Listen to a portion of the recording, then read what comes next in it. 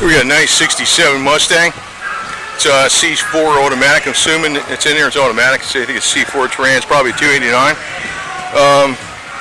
You can see it's got the tires and the stance on it. It's a little higher than a little bit bigger tires, but it's, you know, the old school style. It's got, you know, the 5-spoke wheels, Cooper Culber radial GTs like you would have seen back then.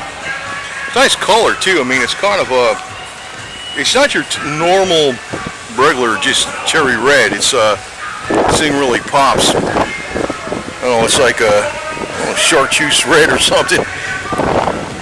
And of course I'm getting rained on, so we'll come down in this angle here.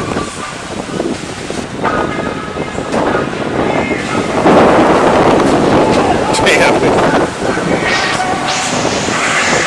Yeah, it's gonna be wonderful today. Should have brought that umbrella, man. It looks sunny when I was trying to pull that.